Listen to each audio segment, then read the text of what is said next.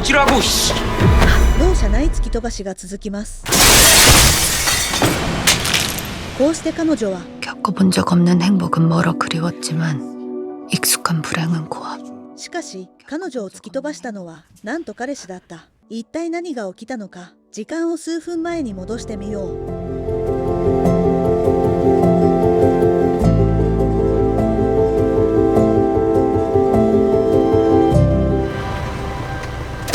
少女は病院から戻ってきたばかりだった。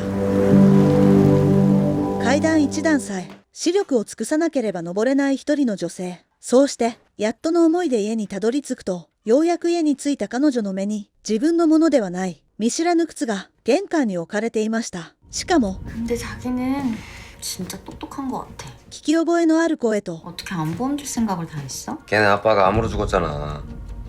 뭔가 시들시들하고 말라가는 게 이때다 싶어갖고 내가 잽싸게 가입했지. おぞましい会話が聞こえてきます。その上、生涯の親友と彼女の 대박 진짜 잘했다 夫の不倫現場だったのです。 10억이랬나? まさに悪魔さえ泣きながら逃げ出す。 근데 진단보험금은 벌써 받아서 자기 가방 사줬고 남은 건 자기 더 좋은 가방 사주려고 주식에 넣어놨지. 恐ろしい大悪魔たちの会話が 말아 지원이 죽으면 우리 집 사자. 집 좋지. 自分のベッドの上で 근데 이년은 생각보다 오래 버티네. 씨. 이럴까봐 보험 들고도 병원 가보란 얘기를 하질 않았는데. 씨. 続きます。本当に 걔가 좀 즐겨? 吐き気を催すような 내가 가서 바람 쐬준다 그러고 살짝 밀어버릴까? 人間のクズ、宇宙ゴミそのものでした。 안돼. 그거 자기까지 떨어지면 어떡하라고. 왜 안돼? 내가 한 번에 살짝 밀 수 있는데 티 안 나게 밀 続いて亡き父と撮った写真についた2人の食べかすを目にした瞬間、積もり積もっていた。彼女の怒りが爆発します。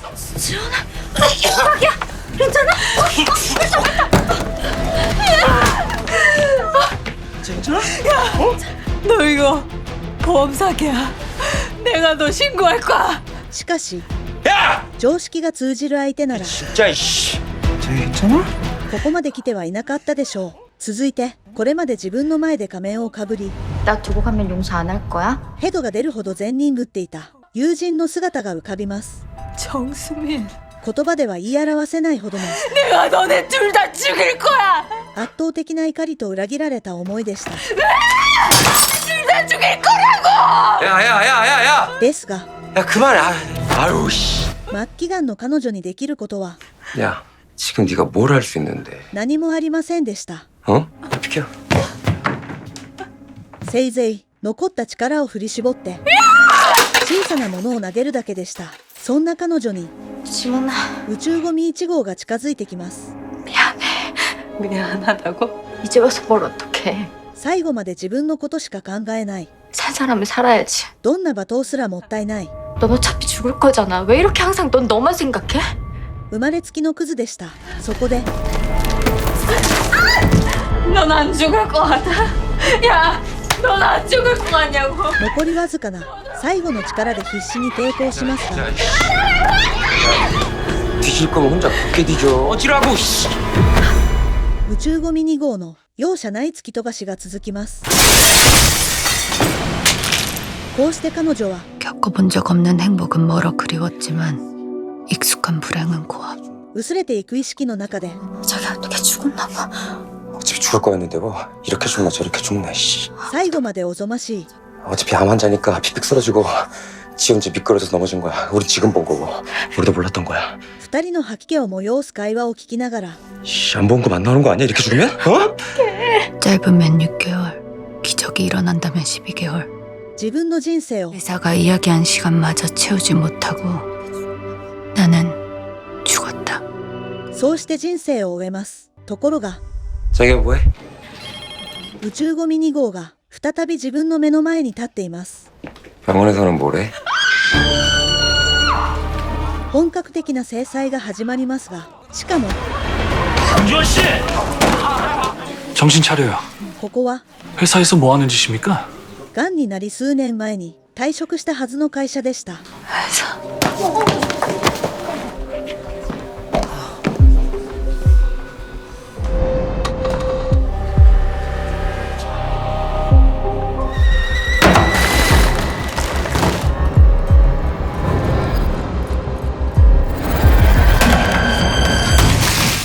안 다쳤어요? ありえない状況にパニックに陥る主人公ジオンの前に宇宙ゴミ1号と2号が 지원아! 더 어차피 죽을 거잖아. 꺼지라고! あまりにも生々しく現れます。混乱するほどに。そうして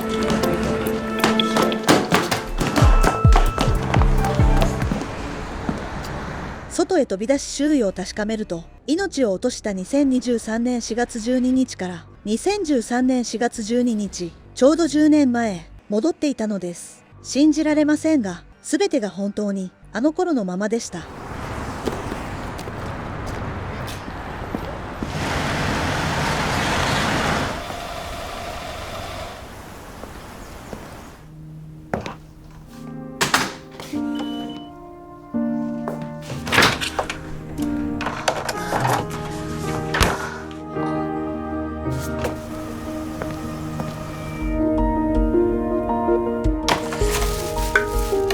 その日の夜、宇宙ゴミ2号と話をすると、 너 이렇게 회사에서 티내는 거 그건 좀 아니지 않아?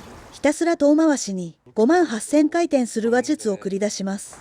알아듣게 말해. 彼が言いたかったのは、 애 맞아? さすがでした。 뭐? 임신한 거 같다며. 아, 기억났다. 이때쯤 아무것도 안 넘어가길래 임신한 줄 알았는데 스트레스성 위험이었어. がんの前兆が 이때가 시작이었나? 少しずつ現れ始めた時期でした。 날 죽일 때까지 스트레스 준 걸로 보자라. 내 친구랑 바람난 새끼. 続いて、まるでジオンを思いやる助言のように、 너 지금 주저앉으면 일 다시 못한다. 그거 경력단절이야. 自分の奴隷にするための 아기를 낳는다? 그건 이렇게 밖에 훨훨 나는 새 그 날개 꺾는 거다. おぞましいガスライティングを続けます。 너 회사 그만두고 나한테 빌부터 쳐놓는 건 몰랐으면 말 정말 그럴싸하다. ベラベラとしたはよく回りますが、その結論は中絶を迫ることでした。 수술비는 내가 반 댈게. 반? 야, 어차피 지울 거 너 몸 생각해서 빨리 주면 너한테 좋은 거 아니야? すべてを知る2度目の人生では、ようやく彼の正体がはっきりと見え始めます。 나 임신 아니래. 위험이야. 아 위험이구나. 喜びを隠せない彼に、 우리 헤어지자. 即座に別れを突きつけ、 너 할 말 없지? そのまま席を蹴って出ていきます。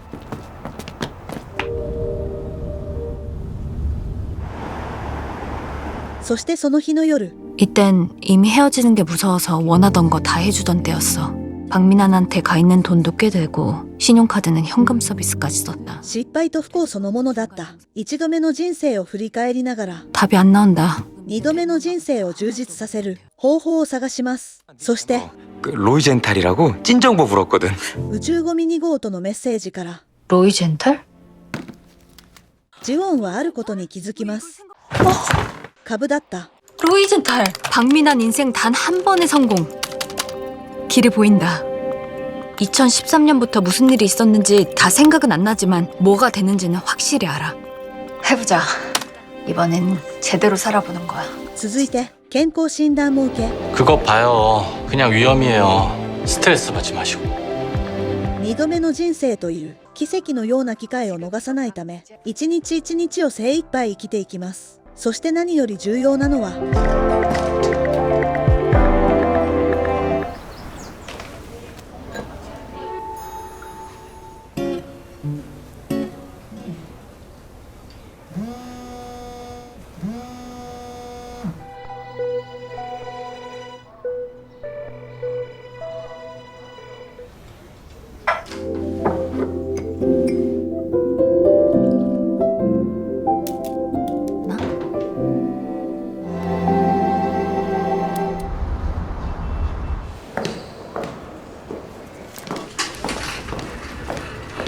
수민아, この宇宙ゴミたちを 나 쓰레기 버릴 게 있는데 좀 버려줄래? 좋아.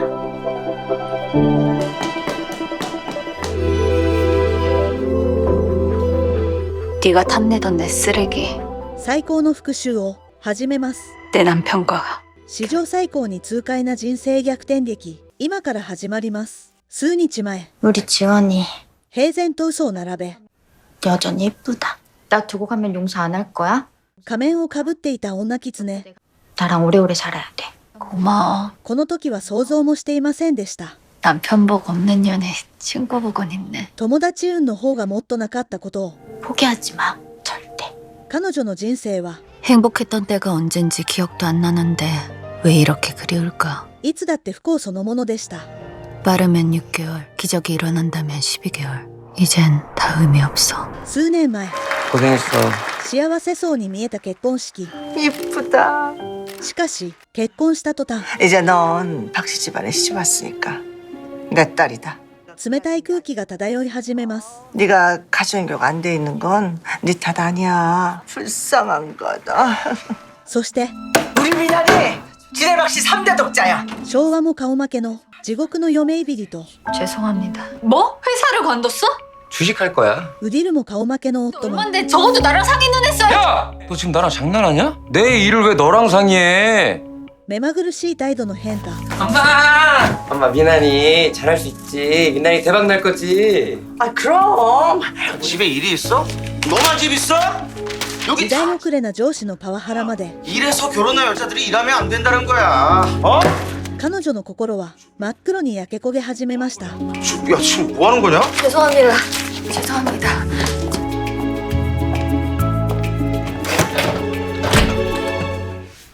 오늘 도어락 고친다며. その上、 내가 너냐? 세탁기 일어난 소리 안 들려?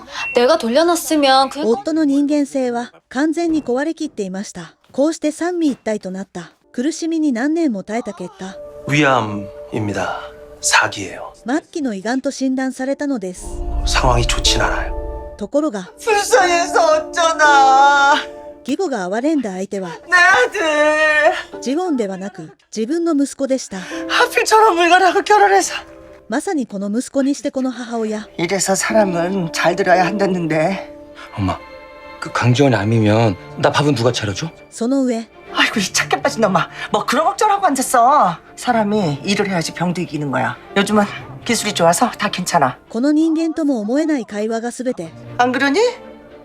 회사에도 알 생각 말고 다닐 때까지 다녀. ジウォン本人の目の前で交わされていました。そうして血が流れ、もはや一人では動くことさえできないジウォンが抗がん剤治療を受けていた頃、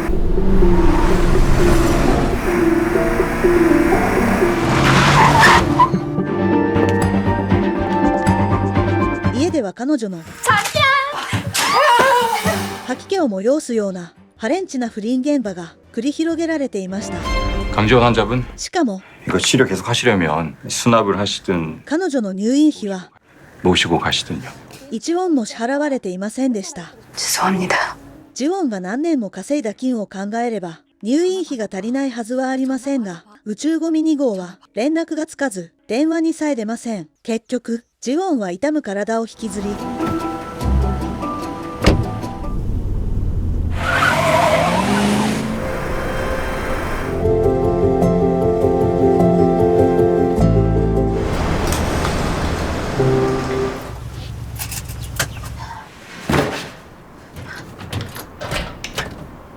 やっとの思いで家へ向かい、冒頭の大惨事と奇跡のような怪奇が起きたのです。そうしてロイ・ジェンタールを90株買い増そうとした時、 지원아, 今では顔を見るだけでゾッとする 어딨어? 女狐が仮面をかぶって現れます。 아, 그 모두 커뮤니티 알지? ジウォンはコミュニティで読んだ話のふりをして彼女の悪行を、 글쎄 어떤 여자가 암 말기인데 그 남편이랑 절친이랑 뒹구는 걸 목격했대나 봐. 語って聞かせます。 진짜? 미쳤네. 미쳤지. それに対する女狐の反応は、 나는 그 남편보다 절친이 더 징그럽다. 어떻게 자기 절친한테 그래? 鳥肌そのものでした。 그니까 어차피 죽을 거니까 괜찮다고 생각했나 보지? 내가 죽으면 지원이는 내 거 뭐든 가져도 되는데 난 따라 죽을 거야. 頭のてっぺんに58,000発のげんこつを食らわせたくなったその時、 강지원! 네! 記憶から消し去りたいもう一人の人物、キム課長から呼び出されます。 야, 집 나간 네 가문 언제 돌아오냐? 이건 이때는 까였었다. 하지만 정수민이 토씨도 안 바꿔서 가지고 갔을 땐 좋다며 진행되었고, 지원아. まさに 이걸로 정수민은 정규직으로 전환되면서 승승장구했어. 腹立たしい一度目の人生でした。 1인 가구? 혼자 살면서 누가 집에서 밥을 해먹니? 김경욱 과장, 무례한 진상인데다 무능하지만 줄타기 장인이었어. 나 지금 누구랑 얘기하니?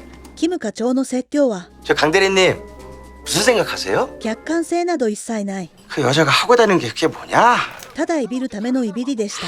여자들이 군대를 안 갔다 와서 그래. 그 여자들도 싹 다 군대 갔다 오게 해야 돼. 응? 안 그래 박대리?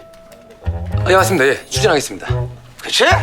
続く休憩時間、どこか見覚えのある場面が訪れ、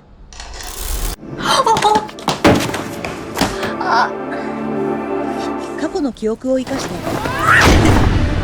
見事にコーヒーを守り、膝の怪我も避けますが、わずか数分後、全く同じ場所に別の方法で傷を負ってしまいます。 결국 다쳤어. 起きる出来事は 정확히 같은 부위야. 結局起きてしまうということなのでしょうか。 피했는데 피하지 못했어. それなら、つまり 설마 그럼 난 胃がんになって虚しく殺されるということでもありました。 싫어. しかし一つだけ違う点がありました。 하지만 本来あるはずの 상처는 없어졌는데 腕のやけどもなくなっていたのです。 뭐지? 알 것 같은데. そして数分後、写真が送られてきました。宇宙ゴミ2号が写真を送ってきたのです。銘柄名、全株売却注文、ロイ・ジェンタール。 로이젠타를 팔아? 予定よりはるかに早く株を売ってしまいます。 야야, 나 주식 팔았다. 네 돈 갚아주려고. 입금했으니 확인해. しかも、さらには、 TKU 테크놀로지 터지면 TKU 테크놀리지? 이른바 TKU 리스트에 연루된 여야 의원이 추가 TKU 테크놀리지는 주식에 관해 모르는 나도 알 정도로 유명한 작전주다. 대표가 작정하고 폭탄에 돌린 끝에 해외 도주에서 상패될 텐데 ロイ・ジェンタールを売って最低のして株を買ったのは、 박민아는 팔았어. そしてその時、 자 마케팅 1팀 회의합시다. ユ自費翼部長の腕にあるやけどを見て、すべてのパズルがつながり始めます。 야야, 나 주식 팔았다. 起きた出来事は、 어떻게든 일어나기만 하면 돼. その出来事が起きる相手は 누구에게든. 変えられるということでした。そうして 수민아, 自分の呪われた人生を 나 쓰레기 버릴 게 있는데 チョン、スミンに 좀 버려줄래? 押し付けることに決めます。 알았어. 대신 나랑 주말에 데이트하자. 고슬정이라고 엄청 맛있는 고깃집 내가 알아놨어. 네가 쓰레기만 버려주면. 좋아. つまり自分の人生を壊したあなたが欲しがっていた私のゴミ、 네가 탐내던 내 쓰레기 네가 처리해. この女狐と 내 남편과 결혼해줘. 結婚させようという計画でした。 나는 내 운명을 도둑맞아야 하는 거야. そしてこの計画において 누군가 내 운명을 도둑질한다면 그건 너겠지? チョン、スミンの性格は 내 건 다 네가 가져야 직성이 풀리니까. これ以上ないほど適任でした。さらに 잠깐 나와봐. 정수민에게 내 운명을 도둑맞아야 해. 自分の全てを奪いたがるチョン、スミンの心理を利用するには、 내가 헤어지자고 한 건 このゴミとの恋人関係を 우리 사이가 예전 같지 않다고 느껴서야. 続けておく必要がありました。 아 몰라 얘기 안 할래. 아, 뭐야? 어? 마음이 식은 것 같다 생각해갖고 삐진 거였어? 喉までこみ上げるものを必死にこらえながら、 나는 남들이 부러워하는 연애를 하고 싶어. 누군가는 미나 씨를 뺏어버리고 싶은 그런 자랑스러운 남친이었으면 좋겠어. この単純な男を再び元に戻すことに成功します。 내가 앞으로 신경 좀 쓸게. 응? 数時間後、昼休み、 우리 인도커리집 가자. 미안, 나 요새 거지야. 그리고 오늘 구내식당 제육볶음이래. 미나 씨가 수민이 데리고 커리 먹어주면 되겠다. 隙を狙って2度目の後押しを試みますが、 아니야. 지원 언니가 제육볶음 먹고 싶으면 나도 오늘 구내식당. 珍しく自分の意見を押し通そうとしません。そうして 땡큐 내 반쪽. みんなで食事に向かうと、女狐が料理をほとんどもっぱん YouTuber のように山盛りにします。そしてその姿を見た瞬間、 네 맘대로 되지 않는 날이면 어떻게든 심술 부리는 너를 몰랐던 건 아니었어. すぐに過去の悪夢が蘇り始めます。 우리 저기 앉자. 明らかにわざと肩をぶつけ、 지원아 괜찮아? 지원아? 어떡해. 참았던 건 나한테는 너밖에 없다고 생각했으니까. 어떡해. 今、女狐が料理を山盛りにした理由は、 저기 앉자. あの時と同じことをするためでした。しかし、今のジウォンは2度目の人生。軽やかにかわし、逆に足まで引っ掛けて、お仕置きを食らわせます。 에이. 수민아, 미안. 내 발에 걸려 넘어진 거지. 이거 자기가 제일 아끼던 셔츠. 오딱티크. 내킨. 続いて、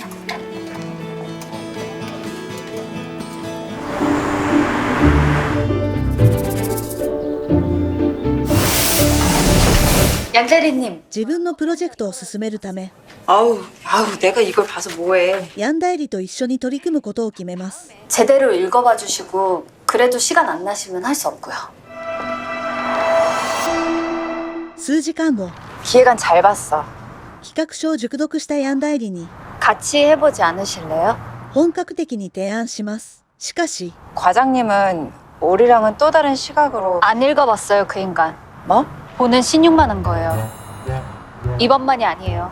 대리님 것도 사사건건 그냥 안 돼 하는 거 그게 권력이라고 생각하는 거예요, 그 사람은. あの人はどれだけ事実を説明しても 말도 안 돼. 何年も続いたガスライティングで 너무 오래 가스라이팅을 당하면 객관성을 잃어. 状況を全く把握できなくなります。 그냥 다른 걸 다 떠나서요.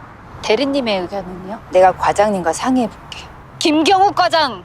結局、 김경욱이 과장 될 수 있었던 것도 대리님 기획안을 자기 이름으로 제출했기 때문이라는 거 저 알아요. さらに鋭い事実と 회사에서는 아랫사람이 한 일은 원래 윗사람 이름으로. 대리님은 그런 적 없으시잖아요. 1か8かの勝負を 월요일에 리젝됐던 그 기획안 그대로 제목도 안 바꾸고 다시 제출할게요. 仕掛けてみます。 읽지도 않고 리젝한 거 확실해지면 그땐 本当に 함께 해주시는 거예요. 賭けは始まります。 100% 안 읽었어. 아니 99%? 58,000%上乗せ。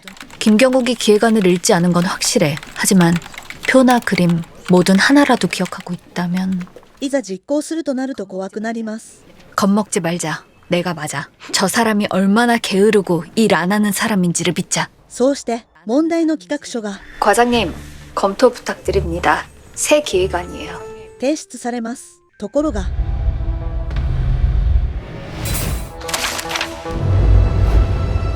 너 지금 나랑 장난하는 거야? 気づかれたのでしょうか。 야 이거 지금 지난번에 준 その時 너보다 더 엉망이잖아! これほど喜ばしいことはありません。 일 못하는 애들 한둘 본 거 아닌데 너 같은 애는 처음이야. 彼の説教が始まります。 그냥 일하기 싫어 때려쳐. 아 따로 치지 왜 날 이렇게 괴롭혀? 続いて 정말 죄송합니다. 이거 저번 거랑 같은 거였어요. 제가 다시 뽑아놨는데 잠시만요. 逆に遠回しな一撃を食らわせた後、 대박. 이게 진짜 안 한다니까. ヤン代理との本格的な仲間関係が結ばれます。 그동안 뭐가 왜 이렇게 안 됐는지 이제 알겠어. 와 진짜. しかし同じ頃、宇宙ゴミ1号が ジウォンの企画書に目を留め始めます。そしてその夜、残業中のジウォンの前にある人物が現れます。 커플 아이템이야. 일요일날 만날 때 꼭 하고 와야 돼. 너의 영원한 사랑 수민이. 女狐からの贈り物でした。 학원 귀걸이 봤나? 続いて、おぞましい偽善のメッセージが届き、バラバラだった記憶のかけらが 고슬정 확실해. つながり始めるのです。女狐が2人で気楽に食事をしようと誘ったコスルジョンは小学校の同窓会会場でした。 진짜 왔다 안 하나? そしてこれらすべては 왔어? 悪辣なチョン、スミンの計画でした。 이거 뭐야? 둘이 밥 먹는 거 아니었어? 동창회 얘기하면 너 안 올 것 같아서 옛날 일은 다 잊자. 다 좋은 친구들인 거 알지? 수민아 나 아니야. ジウォンに屈辱と惨めさを味わわせるための 生まれながらの悪魔の作戦は 수민이한테 붙어있는데. 수미 그 순디가 좋은 기다 하니까 그러는 거다. 見事なほど成功していました。 우유 뭐라! やっと忘れて暮らしていた地獄のようないじめられた頃の記憶が再び蘇り始めます。 우리 정수미 착해 빠지고 큰일이다 진짜. しかも 학원 귀걸이 봤나? 수미 거 따라했나 본데 저짜 500m 밖에서 딱 봐도 짜발이야 이가? 女狐が送ったイヤリングは 강지아이 고등학교 때부터 수미를 真似したかのように自分のものと同じ品でした。 강지원 아까 자리 없던데? こうして 여기 있었나? 人生でも指折りの 와 없는 척하노. 最悪の一日を味わわされたのです。二度目の人生となった今思い返しても 미쳤어. 내가 거기를 왜 가? 身震いするほどでした。翌日、職場の同僚、ヒヨンとコーヒーを飲んでいたジウォンは 옥창해. 悩みを打ち明けます。 동창이면 가야죠. 나 생각보다 되게 인기 없는 학생이야. 自分が抱えている恐怖を 굳이 거기까지 가서 내 흑역사를 확인해야 하나. 正直に話してみると 그럼 더더욱 가야 하는 거 아니에요? 彼女の助言は 안 가면 그냥 흑역사로 남지만 가서 뜯어 고치면 역사가 되니까. ジウォンの脳裏に突き刺さります。果たして同窓会でどんな方法で制裁を加えるのでしょうか。とても軽い足取りの女性。今の彼女の気分は 내 반 쪽 오고 있지? 늦지 않게 와. 이쁘게 하고 오고. まさに最高でした。 이쁘게 하고 오는 게 뭐 하루아침에 되겠냐마는. なぜなら 내 눈에만 이쁘면 되지. 奈落に落とす自分の友達を徹底的に奈落へ落とす友達をすでに完璧な計画に乗せていたからです。そしてその舞台となる場所は高校の同窓会でした。 야, 수민이 대기업 들어가더만 살짝 느낌이 다르지 않나? そしてスミンのターゲットは 운이 좋았어. 지원이가 많이 응원해줬고. 自分の親友であり 네 아직도 강지열 노나? 내 반 쪽이잖아. 우유 뭐라? ジウォンでした。 하지마. 実は友達というより 그것이나 어째서노? いつもそばに置いて 아직도 줄이야 해갖고 내한테 빌붙나? 수수한 거지. 自分の自尊心を満たす 아, 그리고 이따 지원이 올 거야. 내가 불렀어. まさに道具として使っていたのです。 지금 걔가 여기로 온다고? 다들 지원이 오면 좀 잘해줘. つまりスミンは 요즘 마음이 안 좋은 것 같아. 羊の皮をかぶった 와 마음이 안 좋은데. 生まれつきの悪魔でした。続いてジウォンが自分のためにしてくれたことを 내가 まるで UNK에 지인 추천으로 계약직 꽂아줬댔잖아. 自分がしてあげたように装い、その上 다니면서 박미란 대리님한테 많이 생겼나 봐. ジウォンの彼氏を 이 썸남 이름이 박민환 아이가? 같은 사람이가? すでに自分の気になる男のように話しておき、とても自然に 아, 그게 ジウォンをハレンチなクズに仕立て上げ、 아니야. 그게 아니고 自分はまるでジウォンにいつもやられてばかりの天使であるかのように 지원이 오면 절대 얘기하지 마. 절대 얘기하지 마. 뭐 하지 마는데? お互いの正体を完全に入れ替えていたのです。 그가 싫어 또 시작이가? そうして全ての準備を終えた女狐にちょうどその話の主人公が電話をかけてきます。 지원아. 수민아, 어디야? さらに 나랑 주말에 데이트하자. 二人きりで気楽に会う席だと騙していたので、ジウォンがみすぼらしい姿で現れて友達にやられる姿を想像するだけで快感を覚えるサタンそのものでした。ところがまるでレッドカーペットが敷かれたかのように登場した瞬間、みんなの視線を奪う 벌써 왔어, 네 뒤에. 超絶美女が現れます。超絶美女が登場します。 지원아. それはまさに 뭐야, 둘이 밥 먹는 거 아니었어? ジウォンでした。そしてここから 다들 오랜만이다. ジウォンの本格的な反撃と成敗が始まります。歴代級の奈落回帰者、早速始めます。実は少し前、ジウォンは若くして末期がんで余命宣告を受けていました。しかもその最中に 옆에 내가 있다는 거 잊지 마. この世に2人といない友達だと信じていた女狐スミンと 어떻게 안 보험줄 생각을 다 했어?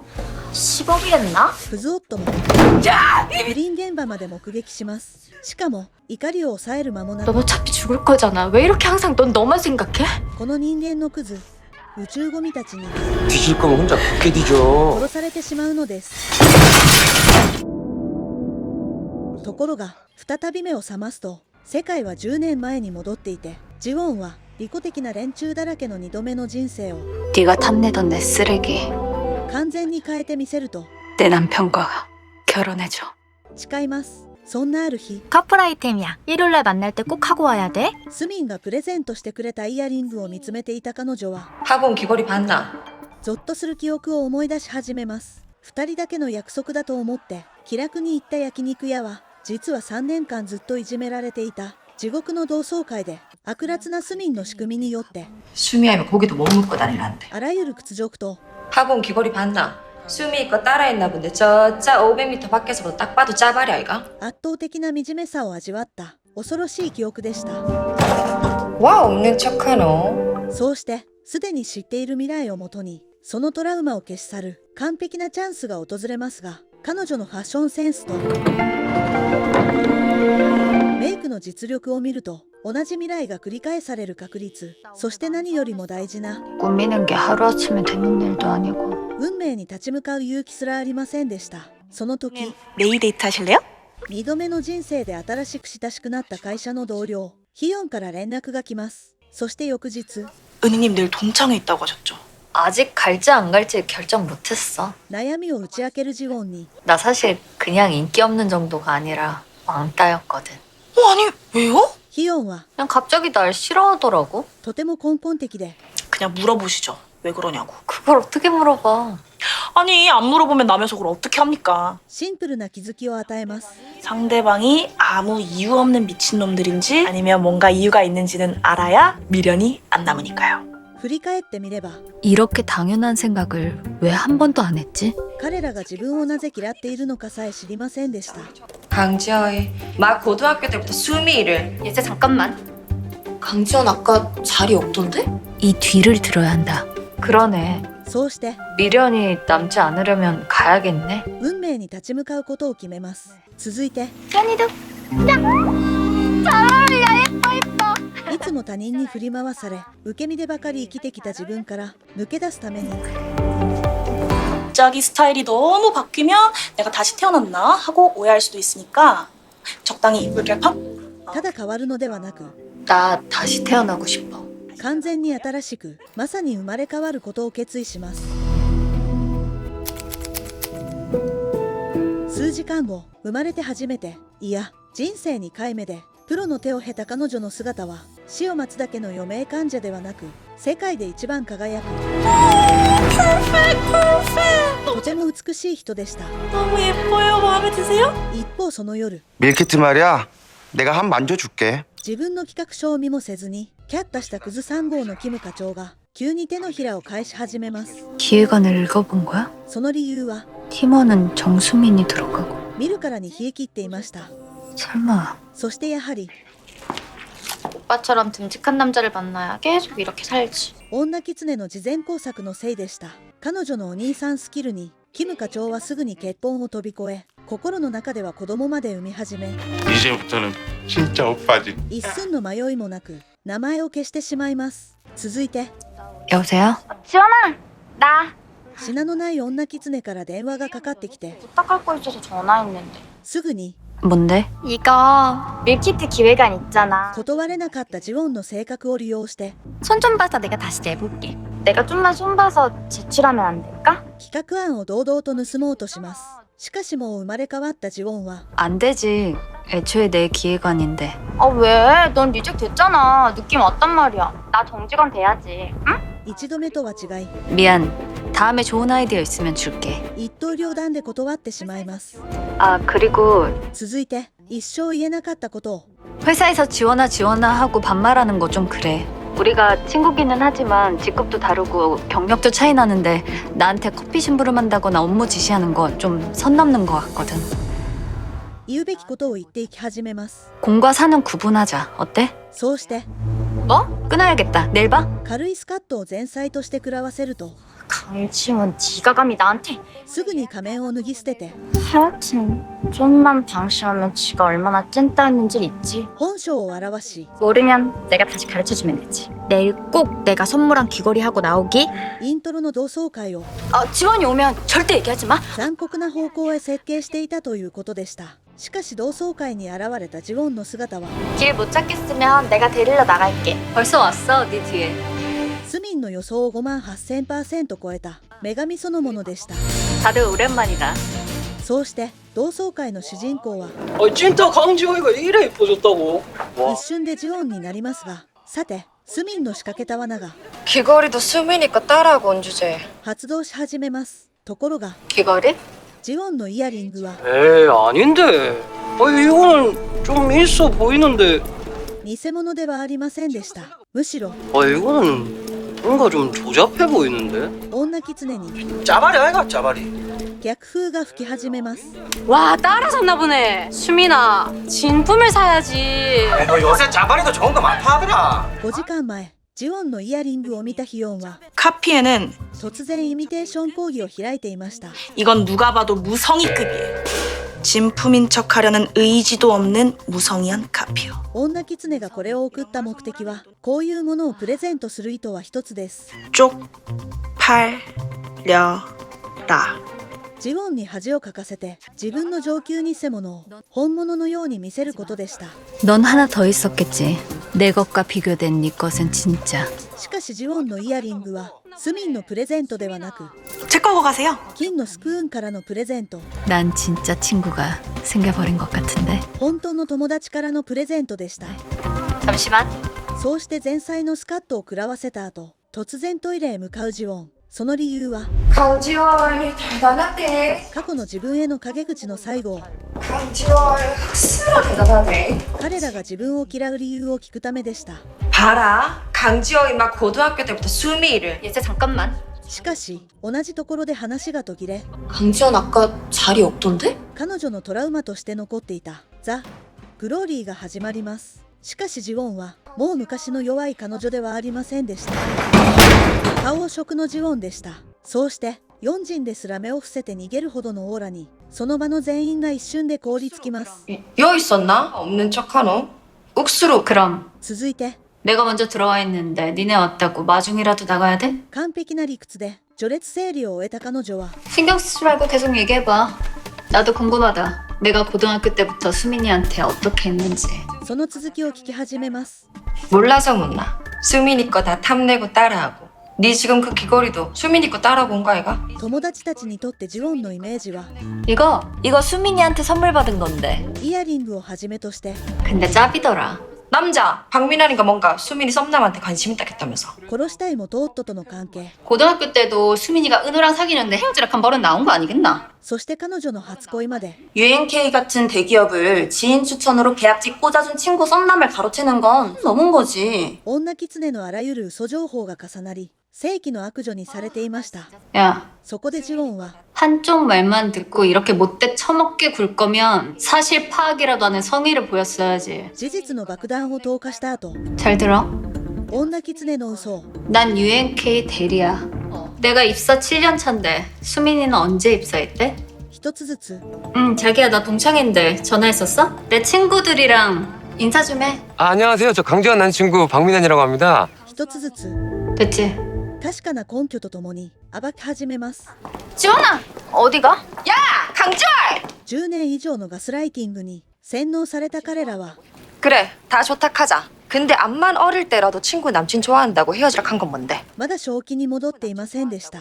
そしてある意味、今言ったその嘘が 하지마 얘들아. 過去のジウォンを過激にしてしまった 친구 괴롭히면 안 되지. 代表的な事件でした。 내가 은호를 좋아한 건 맞는데 しかしこれさえも 수민이랑 은호는 사귄 적이 없거든. 嘘でした。またスミンの 너 은호랑 사귀었어? 戸惑った女狐は 그게 頭を秒速58,000回転で回すと、 미안해 지원아. 너한테 그때 얘기 못했었어. 너가 은호 좋아하는 거 아는데 어떻게 이미 사귀고 있다고 얘기를 해. 話の前後が全く合わない。 내가 헤어지라고 했다면서. 그럼 내가 알고 있어야 되는 거 아니야? 典型的なリクリー症候群の返事を見せます。 아 착각했다. そうして 아, 비밀 연애여서 말 안 한 거였어. 嘘はまた別の嘘を生みますが、2度目のジウォンは 내가 알고 있었냐고 모르고 있었냐고. 確信を逃しません。ところがその時、 아이고 무서워라. 聞いていたガーラが 네가 승질머리가 그따구니까 친구가 없는 기다. 뭘 그렇게 따지쌌노? 無条件絶対防御を発動します。 따지지 않았더니 니네가 3년 동안 날 어떻게 괴롭혔는지 벌써 잊었어? 他人の苦しみなんて眼中にもなかった彼女は、 명함이 짝퉁이지 누가 알아? その矢が 짝퉁은 네가 들고 온 가방이 짝퉁이고. 自分に向かうと 뭐라 카메라가 시나가? 世界一震え始めます。 내가 처달급 타가 갤러리아 가서 12개월 할부로 긁은 진품이다. そこでジウォンは 아님 말고. という鏡治療を食らわせます。 웃기는 것이나 이가. 지 혼자 지레 짐작으로 짝퉁으로 몰고 뭐? 알면 말고? 그럼 내가 뭘 더 해야 되는데? 미안하다고! 사과를 해야지 가시나야. 사과는 너희들이 해야지. ほんの一瞬ですが、ガーラが感じた悔しさを 정수민 말 한마디에 3년 내내 날 그렇게 괴롭혀놓고 ジウォンは 오랜만에 만난 동창에서 이러고 싶니? 3年間ずっと感じていたのでした。しかし 내가 무슨? 反省する気配は全く見えず 그러니까 은호랑 수미를 안 사귀었다는 건 네 얘기 아이가? 당사자가 사귀었다는데 네가 뭔데? スミンも沈黙で同調していた。その時 다른 건 몰라도 この事件の当事者でありジウォンの初恋ジウォンの 하나는 확실히 말해줄 수 있는데 ウノが現れます。続いてもはや言い訳の余地がない。 정수민하고 나 その時の本当の真実が 사귄 적 없어.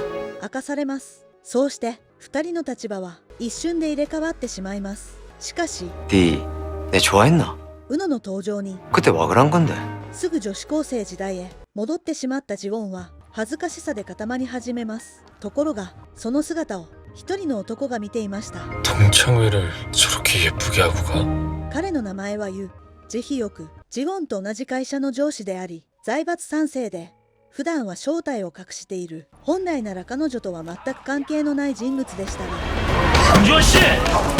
2度目の人生になってから不思議なことに何度もぶつかる人物でした。しかも 동창회가 있습니다. 동창회요? 高校の人たちと縁を切って生きていたウノを 그런 걸 왜 그쪽이? 강지원이라고 기억하세요? 同窓会へ呼び出した人物の 오해가 있었다고 알고 있어요, 고등학교 때. 괜찮으시다면 참석해서 오해를 풀어주시면 좋을 것 같으네요. まさにところが 그러니까 내가 2人が思ったよりロマンチックな雰囲気を作り出すとすぐに彼女へ電話をかけ 네 부장님. 주말 저녁에 미안합니다. 仕事を口実に 혹시 시간 괜찮으면 도와줄 수 있나요? デートの申し込みをします。 30분 안에는 도착할 수 있을 것 같습니다. これはジウォンにとって本来なかった出来事なので戸惑うばかりでした。 제가 뭘 도와드려야 할까요? さらに 내 의견을 지지해줘요. おかげで前の人生では経験できなかった新しい世界を経験し始めます。 너팁이잖아. 대박인데? 10년 내로 모든 연령층이 사용하는 플랫폼이 될 건데. 彼は YouTube 顔負けのプラットフォームの整数を決める 우와, 이건 別次元でした。そうしてしばらく説明会が進む中 내가 너 월급을 왜 줄까? 이걸 꼭 나까지 봐야 아는 거야? 어? 会社に必ず一人はいる老害常務が登場します。彼は 나도 이 사이트에 접속 안 해본 게 아니야. 혼자 한 거밖에 없더만. アルゴリズムの恩恵をしっかり受けていました。 그런 걸 바로 알고리즘이라고. 아마 상무님께서 처음 접속하셔서 그런 것 같습니다. ジウォンが2度目の人生の知恵を発揮し 저도 처음 접속했을 때는 그놈은 맛있었다가 뜨더라고요.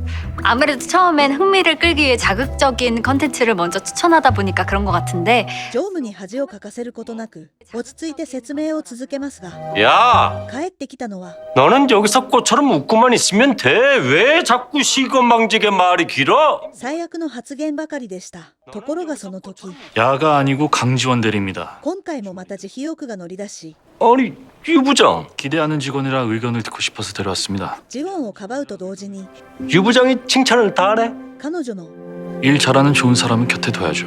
心を揺さぶり始めます。しばらくして少しのときめきとともに家へ帰る道 강 대리님.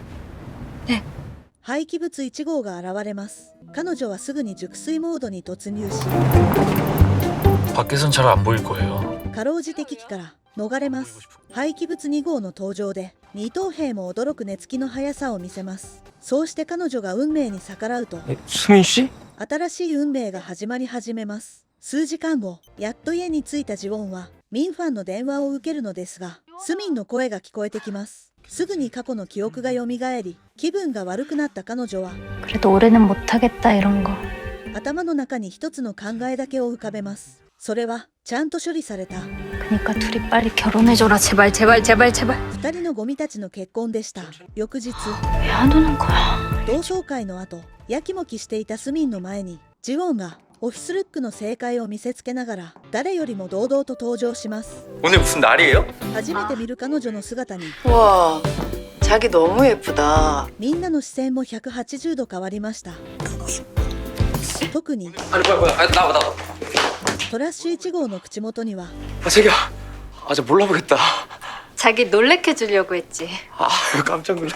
笑みが消えませんでした。ところが目が離せない人がもう一人いました。すっかり気を取られた彼はオフィスをめちゃくちゃにし始めます。そしてその最中に 부장님, 제가 치울게요.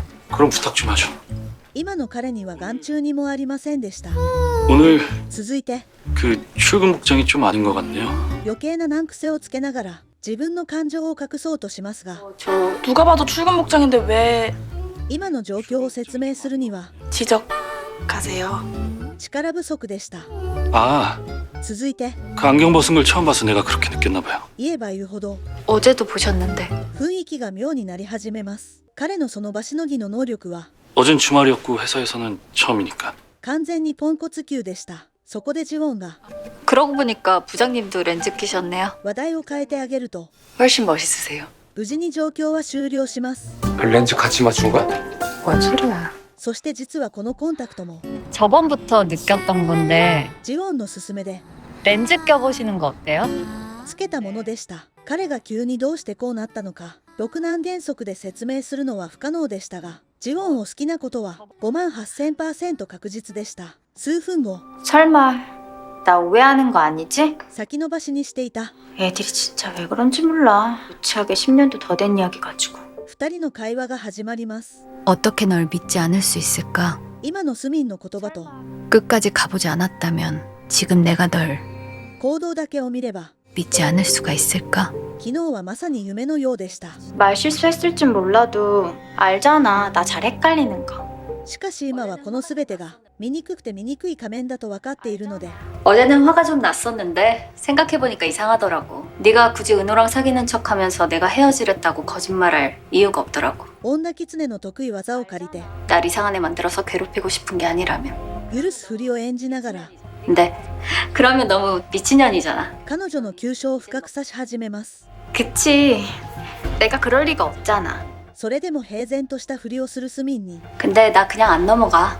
우리 이제 고딩도 아니고. 昨日より58,000倍はきつい 은호 만나서 제대로 따져봐야지. 本物の針のむしろをプレゼントします。 은호 만나려고? 어제 연락처 줬어. 한번 보자던데. その上でも 미나 씨가 별로 안 좋아하지 않을까? 우리 미나 씨 그런 사람 아니야. 後ろから一手を打っていく 요즘 주식이 대박 나서 돈을 엄청 벌었어. 아, 2人の仲人役も忘れませんでした。 신혼집 기대하라던데.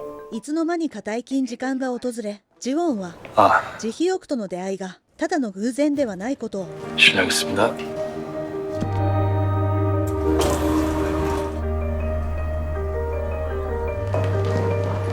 강 대리님, 네, 부장님. 彼がずっと近づこうとしていることを 난 지원 씨가 렌즈 끼는 게 어떠냐고 해서 꼈어요. はっきり感じるようになります。 근데 진짜 웃으시면 느낌이 달라요. 앞으로도 자주 웃으시면 좋을 것 같아. そしてジウォンの2度目の人生で1度目にはいなかったユ・ジヒヨクという男がずっと変数として登場する理由は 우리 아빠가 저한테 용돈 주실 때마다 꼭 이렇게 하트를 그려넣으셨어요. ジヒヨクもまた 그냥 다 말해버릴까? 박민환과 정수민이 바람을 피울 거고 지원 씨를 해칠 거라고. ジウォンと同じ 아니야. 그렇게 말하려면 내가 지금 두 번째 인생을 살고 있다는 말을 하지 않을 수가 없잖아. 2023年4月13日ジウォンの葬儀場に一人の女性だけを胸に抱いていた男ジヒヨクが訪れていました。いつも彼女を遠くから見ているだけだった。自分を限りなく責めていたその時 박민환 씨, 강지원 살해 혐의로 체포합니다. ジウォンの死が単なる事故死ではなかったことをどうせ放っておいても死ぬ女だったと二人のゴミに残酷に殺されたことを 제가 왜요? 全て知ることになりました。 은하이가 네 파택 들어와봐라. 여기 난리 났다. 그날 들은 강지원의 인생은 길게 할 말도 없었다. 그리고 나는 そうして 모든 것을 미친 듯이 후회했다. ところが言葉にできない喪失感に落ちた彼に事故が起こりそのまま終わったと思っていた人生が2度目の人生として始まったのでした。2度目のチャンスが与えられたまさかの展開です。家に帰る途中だった主人公ジウォン、背筋が凍るような気配を感じます。明らかに誰かが後をつけていました。ところが男の正体は 미쳤어? 왜 이렇게 오바해? ジウォンの彼氏 미나 씨였어? ミンファンだったのです。 왜? しかも口を開いた瞬間 뭐 다른 남자가 나타나길 바랬던 거야? 情けなさが一気に漂い始めます。 아니, 彼がジウォンを驚かせた理由は 아, 그렇게 왜 따라와? 그냥 이름 부르면 되지. ただ 내가 왜 네 마음을 편하게 해줘야 돼? 내 전화도 안 받으면서. 自分の機嫌が悪かっただけでした。 웃겨 진짜. まさに 그래도 뭐 쪼는 거 보니까 年を逆に食ってる 넌 이게 재밌니? 재밌어. 好感度ゼロそのものでした。しかしもっとゾッとする事実は 근데 너 ここまで見せた姿は 어디 갔다 오는 거야? ただ氷山の一角に過ぎなかったのです。 퇴근하고 입술 뭐 너 새로 발랐어? 今度は 아, 뭔 소리야? 자. 彼女の全てを 아, 근데 이렇게 입술이 이렇게 빨개. 縛り始めます。 어디 가서 또 꼬리 치고 다니는 거야 진짜. 씨. 너 이거 뭐야? 너 이거 색조야?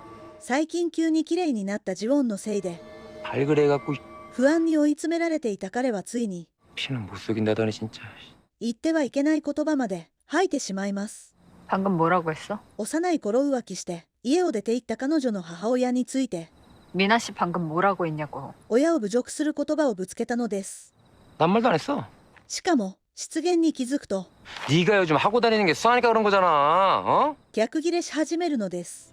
아, 너 요즘 이상한 거 맞잖아. 안 사는 옷을 다 사질 않나? 어? そうやって自分の過ちを 뭐야? ジオンのせいに 너 향수 뿌렸어? 一瞬で置き換えたかと思うと 향수는 무슨 비누야? 暴力性を内に秘めていた彼の 아파! 아유 씨. 遠い未来の殺人者の姿が見え始めます。 그러니까 사실대로 말해. 너 지금 뭐 했어? その時でした。一人の男が現れ、ミンファンの足を払うと、そのまま投げ飛ばします。その正体はまさかの 유적 부자? ジウォンとミンファンの上司、ユ・ジヒヨク。 아니 뭐야 씨. 뭐, 부장이면 다야? 어? 歴代級のスカット転生劇。 둘이 뭐야? 야 미쳐. 実は少し前、ジウォンは若くして余命宣告を受けた末期がんの身でした。しかもそんな中で、 옆에 내가 있다는 거 잊지 마. この世に二人といない友達だと信じていた腹黒ジョスミンと 어떻게 안보험 줄 생각을 다 했어? 10억이 했나? ミンファンというクズ夫の不倫現場まで目撃してしまいます。さらに怒りを抑えるいとまもなく 넌 어차피 죽을 거잖아. 왜 이렇게 항상 넌 너만 생각해? この人間の底辺みたいな宇宙級のクズたちに 뒤질 거면 혼자 굳게 뒤져. 殺されてしまうのです。ところが再び目を開けると世界は10年前に戻っていて、ジウォンはこの奇跡のような2度目の人生をあなたが欲しがっていた私のクズ。 네가 탐내던 내 쓰레기. 내 남편과 결혼해줘. しかし2度目の人生でユ・ジヒヨクという彼女の上司と何度も絡むようになります。その理由はジヒヨクもまたジウォンと同じ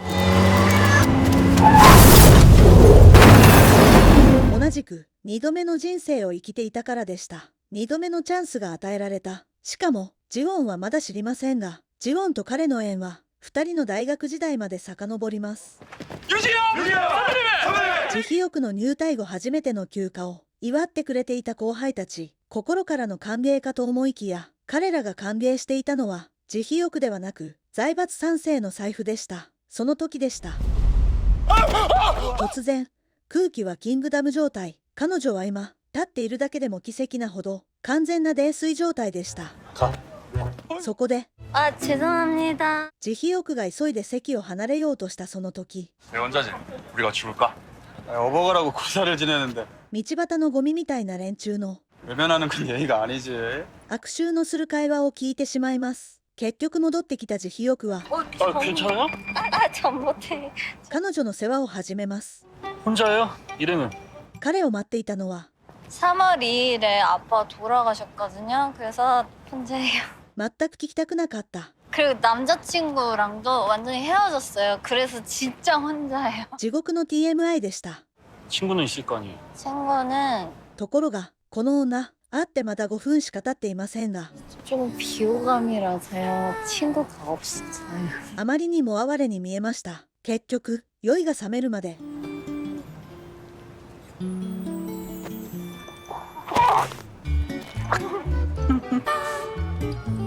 彼女を見守ることにしたジヒヨクは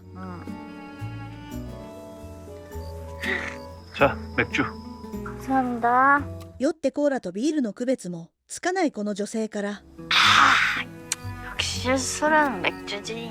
どうしても目が離せません。なぜなら顔がパク、ミニオンだから。 형제 자매는 없고 엄마는 집 나간 지 3,193일. 彼女が味わってきた深い孤独の中に 그리고 친구는 비호감이라서 없고. 어떻게 알았어요? 自分自身を見たからでした。続いて少し気が楽になったジウォンは、 저 사실 친구 한 명 있어요. それは一生ジウォンの人生を 친구 괴롭히면 안 되지. 自分の囲いの中に閉じ込めて、いつも彼女を縛り付けてきた友達ではない友達、スミンについて話し始めます。 제 남자친구가요. スミンの尻尾はいつの間にか 언제부턴가 수민이만 보고 웃고 있더라고요. 大学時代から 내가 그 옆에 가면 笑顔を保っていたのに、 되게 초라해져요. それに対して慈悲欲は 그런 기분이 들게 만드는 상대라면 좀 멀어지지 그래요. とても単純ですが、 그 사람이 좋고 나쁘고를 떠나서 불편하면 그쪽한테 나쁜 사람 아니야? 根本的な答えを示します。しかし 배 타봤어요? ジウォンも実は 나는 우리 아빠 돌아가시고 난 뒤에 매일같이 배를 타고 있는 기분이야. 問題の答えを 나는 발을 디디고 서 있는데 배가 계속 흔들려. もう分かっていました。 불안해. 나는 안정되고 싶은데 ただ皆が去った彼女のそばで 땅을 밟고 싶은데 安心感をくれる人、 내 땅이 되어줄 사람은 수미밖에 없으니까. 今はスミンしかいなかったからです。 아 근데 이거 다 내가 찌질한 거예요. 끝. そして彼女の正直な話に答えるように、慈悲欲も 그럼 나도 찌질한 건데요 뭐. 初めて他人に本心を話し始めます。 우리 엄마는 15년 전에 돌아가셨어요. 5328일째. 彼にも 그러고 나서 새엄마도 생기고 동생도 생겼는데 母の不在による 좋은 사람인데 기분이 이상해. ひどい恋しさが 엄청 싫어. 根を下ろしていました。ところが 와 진짜 찌질하네. 泥酔状態の純粋な言葉とはいえ、 아니 엄마 일은 슬픈 일이지만 今度は 아빠가 새 출발했다는 거는 어마어마하게 좋은 일 아니에요? ジウォンが彼を気づかせます。自分にとって一番嫌だったことが 우리 아빠가 그랬어야 되는데 誰かにとっては 그랬으면 一番願っていたことだったのかもしれません。 안 돌아가셨을 텐데. そうして二人の出会いは 일단 偶然なのか運命なのか分かりませんが、慈悲欲は人生で初めて愛という感情に目覚めます。しかし彼は大学時代ずっと 아싸? 告白どころか建築学概論状態で終わってしまい、考えてみればチャンスはいくらでもあった。数年後、その縁が再び訪れた時には 강지원 사월입니다. すでに遅すぎたのです。だからこそ再び得た慈悲欲の2度目の人生の目標は、 하지만 이번엔 다르다. ファッションに少し変化をつけると、 패션에 변화를 주시면 더 좋을 것 같아요. そうしてジュオンの一言でスタイルを変えた慈悲欲様は優れた遺伝子を見せつけ、社内の女性たちの心を奪いますが、これはただ 확실히 기분 좋네요. たった一人のためのパフォーマンスでした。뭐? 二人の妙な雰囲気に気づいたミンファンはすぐに彼女を呼び出します。 너랑 야 내가 말했지. 저 새끼 너한테 관심 있다고. 무슨 말이야. 여자친구 있어. 続いて 지원아 남자란 말이야. 다 바람 펴. 自分のポートフォリオを並べ始めます。 와이프가 있어도 딴 여자 좋은 게 그게 남자야. 너 남자들이 이상형이 누군 줄 알아? 처음 보는데 낯선 여자. 自己紹介世界チャンピオンの長い演説に 세상 남자들이 다 너 같을까? ジウォンは彼は答え、言葉に毒を込めて 절대 안 그러는 거 맞지? 伝えます。 어? 揺れる彼の瞳が 아니야. 다른 남자들도 다 미나 씨 같다고 생각했나 봐. その答えを返しました。 강대리. 続く昼休み、ようやくトラッシュ1号を引き離すと2号がまとわりつき始めます。 강대리는 서울로 왜 대학 온 거야? 한국대 가겠다 이거죠 뭐. ジウォンの代弁者のように 이건 인정해줘야지. 한국대인데. 皆の前で彼女を皮肉り始めます。その時でした。 그럼 회사에 놀러 들어왔어? キム課長がトラッシュ3号として 어이 한국대 출신? 名前通りの3号の 가서 내 차 좀 올려놔. 아까 주차 자리가 메롱하길래 제 4층에 주차했어. 本領を発揮します。思わず顔をしかめる私的な用事でしたが、 왜? 한국대 출신급에 안 맞는 일인가? 誰一人言い返せないのが 그냥 휴게실에서 수다 맞달래? 汚い職場の現実でした。そうして3号の代理駐車をして戻る途中、 내 예상이 맞다면 넌 날 기다리고 있을 거야. スミンを知り尽くしたジウォンは見聞色の覇気を発揮します。 날 위로해야 하니까. 腹黒女のすべての行動は 내 편은 너밖에 없다는 걸 가르쳐야 하니. ただ 너 걱정돼서 기다리고 있었어. ジウォンをガスライティングすることに合わせられていました。 과장님 차는 잘 옮겼어? そうやって飴を渡した後、必然的についてくるのは 나 밀키트 주는 거 안 되면 띄워라도 주라. 彼女を利用することでした。너 이번에 꼭 정직원 돼야 되잖아. しかし2度目のジウォンは 일단 생각해볼게. 淡々と断りますが、予想外の状況が広がります。 설마 너 아직도 계속 꿍에 있는 거 아니지? なぜなら、 나 그냥 하는 말 아니야? 1度目のジウォンは腹黒女の言葉に一度も逆らったことがなかったからです。 꿍한 게 있으면 얘기를 해서 풀어야지. 계속 이러면 나 상처받아. つまり、1度目よりもはるかにスミンが凶悪になる可能性があるという意味でした。 우리는 영원히 같이 붙어있을 운명이라고. しかも腹黒女のそばには 야 강조해. 그 주차장에서 빨리 튀어와. 強力な援軍もいました。ジオンの企画案を広げた後、 네가 기획안을 제출해서 그냥 두는 거지. 지난번에 내가 준비하던 기획이랑 겹쳐. 飛んできた彼の第一声は 너 빼도 돼? まさかの除外でした。 내 이름 달면 일개 대리급이 진행하는 거랑 차원이 달라져. 그런데도 굳이 널 기억하겠다는 거야. 그러니까 좀 토달지 마 좀. 過去にスミンに奪われた企画案を今回の人生でようやく取り戻したのに、 이런 식으로 되는 건가? まるで 내가 정수민한테 기획안을 넘기지 않으니까 김경욱이 내 기획안을 가로채고 起こることはどうやっても起こるのだと 정수민의 이름이 올라간다. 身に染みて分からせようとしているようでした。一方その日の夜、同窓会で再会したジオンの初恋。 지원아. ウノに会い、過去に突然自分を切り捨てた理由について聞き始めます。 네가 나한테 그때 아는 척도 하지 말라고 했던 게 내가 널 거절한 줄 알고? 十数年ぶりに二人の誤解は解けますが、 혹시 내가 줬다는 그 편지 들고 왔어? ゾッとするのはここからでした。自分が書いた覚えのない手紙には、好きで初恋の相手をまともに見ることもできなかった女子高生ではなく、正反対の内容が誰よりも礼儀知らずに書かれていて、 네 글씨 아이가? しかもその字は 내 글씨 맞아. 筆跡でした。正確にジオンの 근데 진짜 내가 쓴 게 아니거든. 그렇다는 건 정수민이 내 글씨체를 감쪽같이 흉내낼 수 있다는 거지. 腹黒女が全てを欺くため、 진짜. ジオンの筆跡までコピーしていたのです。 네 춥나? そうして全身に鳥肌が立っていたその頃、物語の主人公は次のステップを準備していました。 네, 미난 씨. 혹시 그 지원이랑 지금 같이 있어요? 얘가 연락이 안 되네요. まず、 예쁘게 하고 거울 여러 번 보고 나가서 그냥 데이트하는구나 했는데 아니에요? 誤解を誘う言葉を先にまいてから、 미난 씨, 우리 지원이 단속 좀 하셔야겠다. 少しずつ 요즘에 스타일도 갑자기 확 바뀌고 여자는 모르는 거예요.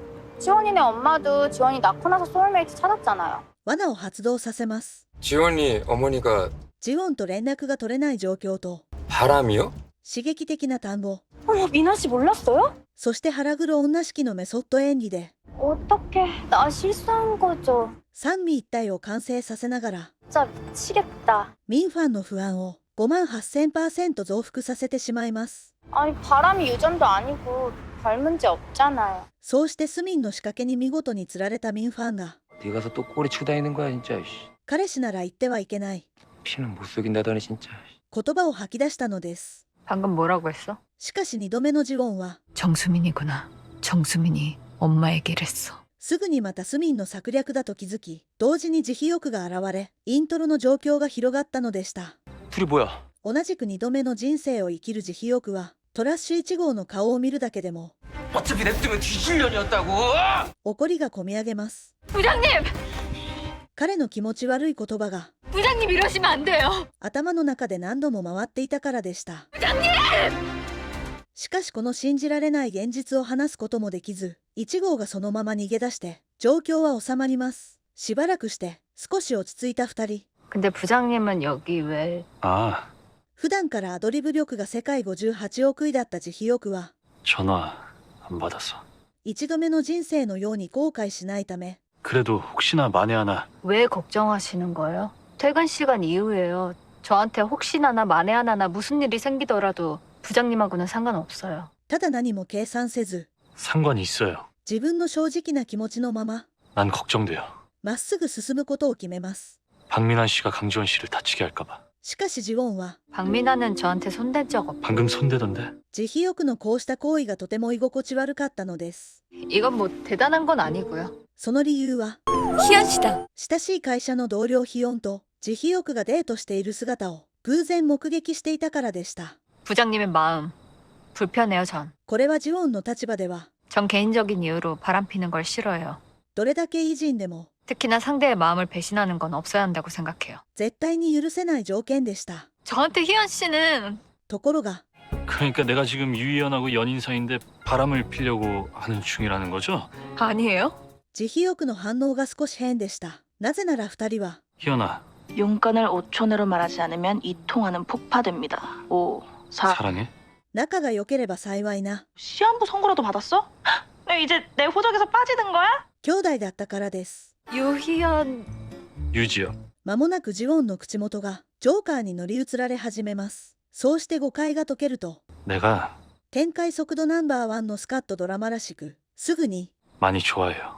ところがこの人、深度のスピードはフェラーリでした。と思いきや、突然気絶してしまいます。 부장님 しばらくして、急いで救急室へ向かった二人。 과로에 못 주무셨나 봐요, 최근. 二度目の人生という心理的な負担によって、 스트레스 받는 일 있으신가? まともに休むことも、 그 뇌가 더 이상 안 되겠다고 결정하고 셧다운 할 때까지 무리하셨어요. 眠ることもできなかった結果でした。しかしそんな中でも、 데려다 줄게요. 내 차도 그쪽에 있어서. 相手を先に気遣う姿と、 난 좋은 사람이에요. 自信に満ちた姿は、ジウォンに十分な魅力として届きました。 좋은 사람이야. 하지만 누군가를 믿고 다시 시작하는 일이 新しい恋を再び始めるには、 가능할까? 彼女が経験したことはあまりにもひどすぎました。 전 남자친구가 있어요. そこで慎重に、彼から、 오늘 이 일로 先に一歩、 많이 곤란해졌어요. 下がることになります。 신경 많이 쓰고 있을 거예요. 그러니까 ところが、 그럼 더 신경 쓰라고 하세요. 慈悲欲はむしろ、 앞으로 강지원 씨를 대하는 매 순간 2歩さらに近づきながら、 신경 쓰고 조심하라고 해요. 自分の気持ちを、 나한테 오는 게 좋은 선택이라고 약속할 수 있어요. さらに明確に表現します。 증명하기 매우 어려운 문제지만 난 정말 좋은 사람이니까.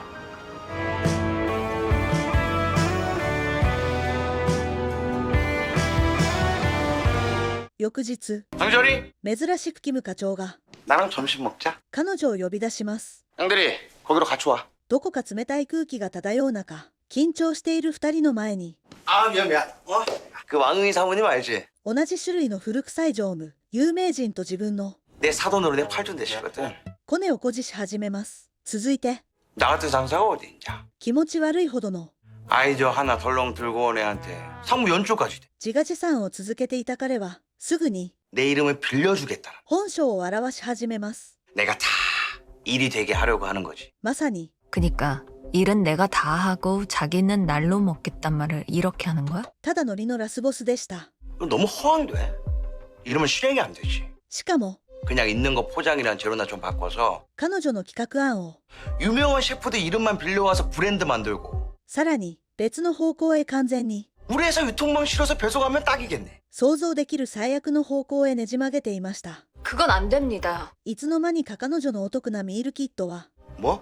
이 기획안 자체가 줄 서서 먹는 맛집의 요리들을 집에서 간편하게 만들어 먹는 게 핵심인데 그것도 무슨 논리야? 彼の脳を通ることで、 그 핵심은 네 핵심이지.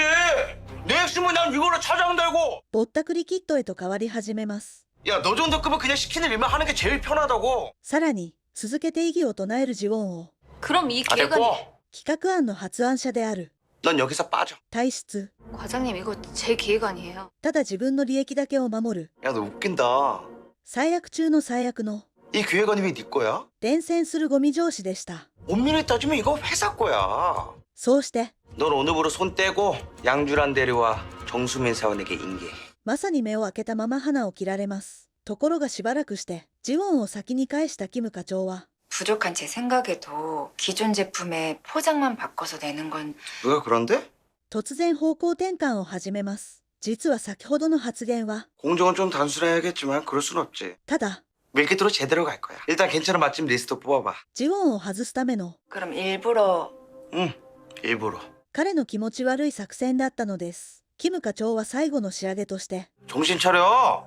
그럼 널 뺄까? 막말로 나 아니었으면. ガスライティングまで加え、 이 계획안으로 과장 다는 게 너겠니? 実力のない彼が今まで生き残ってきた、吐き気のする生存法を見せつけます。 싸우는 법을 몰라서 그렇게 끔찍하게 살았었잖아. しかし、 양심 같은 거 없는 인간들에게 다 빼앗기는 거 이제 그만해야지. 昔のように簡単に引き下がるジウォンではありませんでした。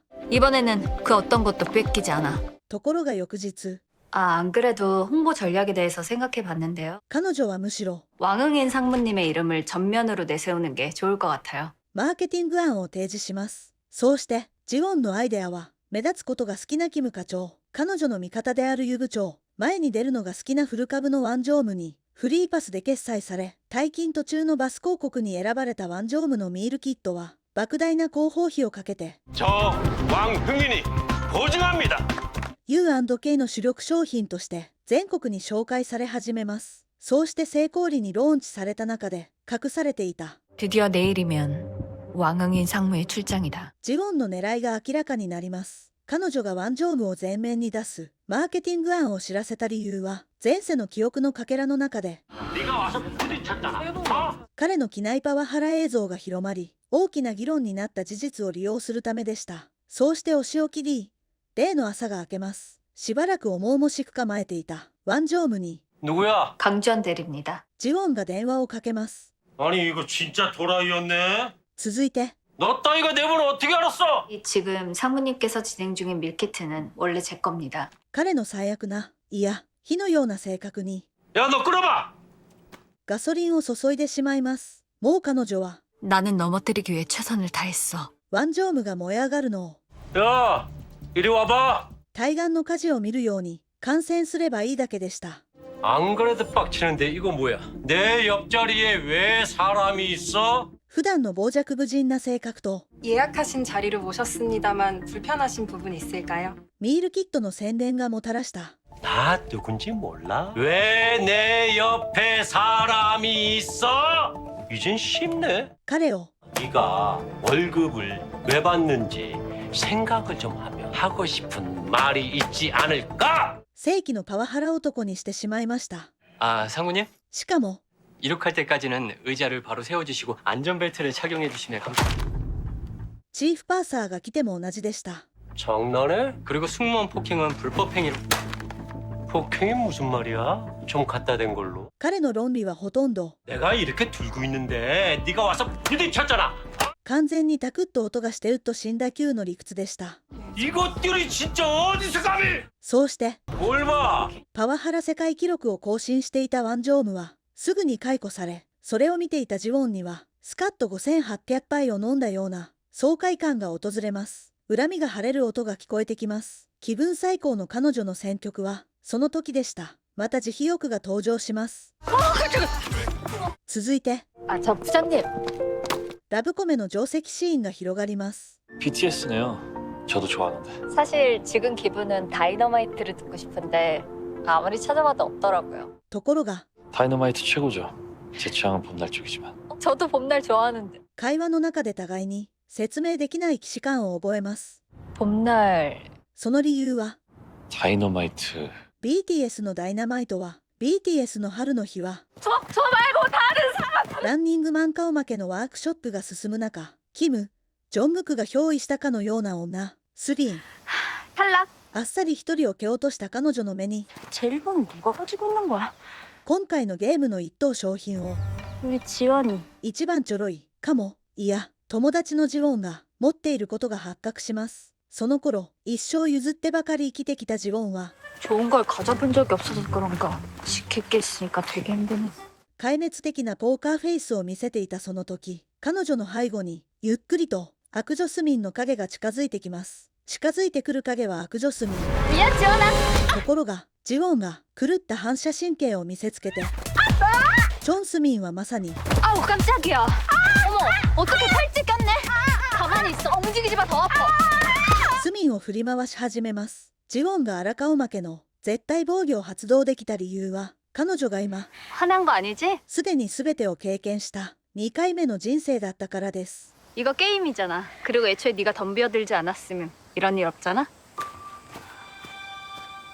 実は少し前、ジオンは若くして余命わずかの末期がんに苦しんでいました。しかもその最中、 옆에 내가 있다는 거 잊지 마. 世界に2人といない親友だと信じていた悪女スミンと 어떻게 안보험 줄 생각을 다 했어? 10억이었나? ゴミ夫の不倫現場まで目撃します。さらに怒りを抑えるいとまもなく、 넌 어차피 죽을 거잖아. 왜 이렇게 항상 넌 너만 생각해?